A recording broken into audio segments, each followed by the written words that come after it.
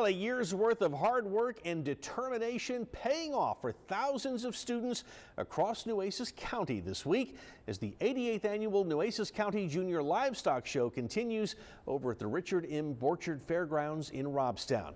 That's where we find our 3 news crew out live tonight. Rudy, Leslie, and Alan are continuing the TV3 tradition of broadcasting from the stock show. Now, you all have been showcasing some amazing kids out there this evening, and boy, there are so many folks who take part in this event.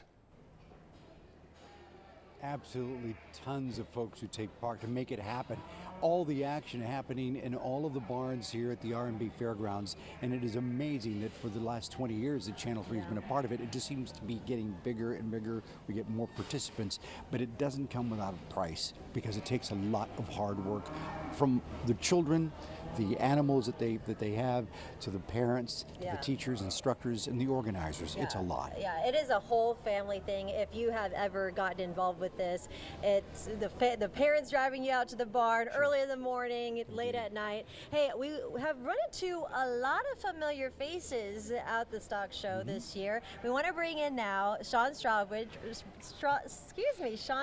with our Port of Corpus Christi and our newly elected Nueces County Judge, Connie Scott. Thank you guys so much for being out here. I know the students surely appreciate it. So tell us about what you guys have been doing out here. Well, first of all, Leslie, this is one of my favorite events of the entire year. These kids have been working so hard on raising their animals, and what that teaches them is great work ethic.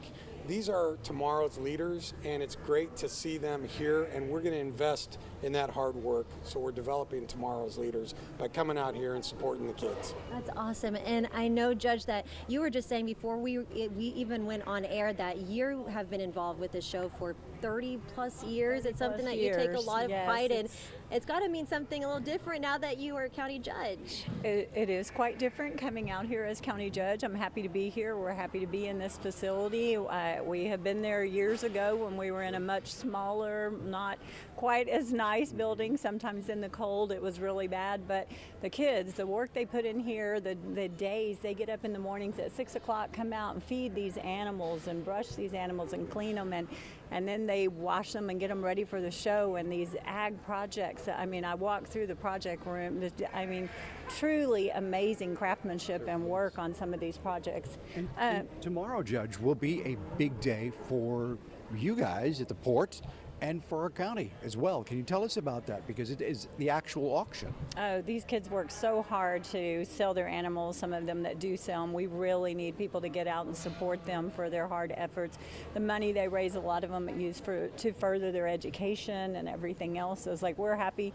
Our company has been a part of this for a long time. You have many, many longtime buyers that show up every year, and we're so thankful for them. We're thankful for the kids that get out here and do this work, and we're happy to support this.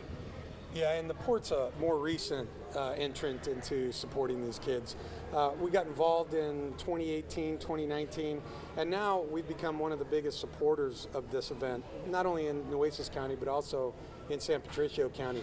These families that support these kids, particularly kids out in the colonias, we want to make sure that all these kids recognize that their hard work has not gone unnoticed, and the Port of Corpus Christi is certainly going to be supporting all of the kids that need that support with that recognition and some of that financial treasure as well. Wonderful. You know, all the students and their families hugely appreciate y'all's support. Absolutely. So thank you guys so much for your time. We also have Chief Meteorologist Alan Hull. He is wandering around the barn. Alan, tell us about how it's like where you are.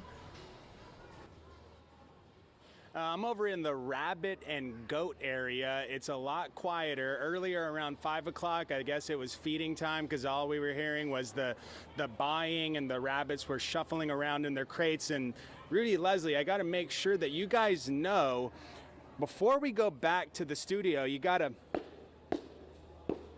make sure you don't have any of the excess animal stuff.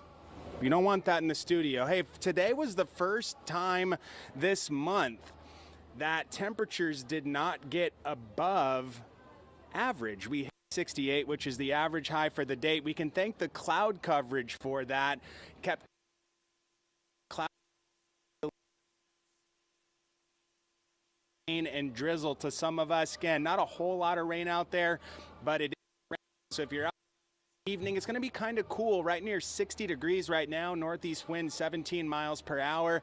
Clouds are going to be with us, as will a little bit of that spitting rain. So if you're outside for a lengthy amount of time, may need the light jacket. If you're just going to and from your car or in and out of a building, probably can skip out on the jacket this evening.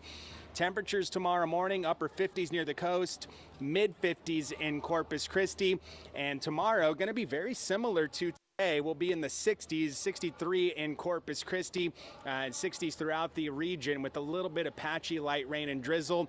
We've got a beautiful half weekend ahead of us, some sunshine on the way. We'll have the full weather forecast live from the Nueces County Junior Livestock Show after this.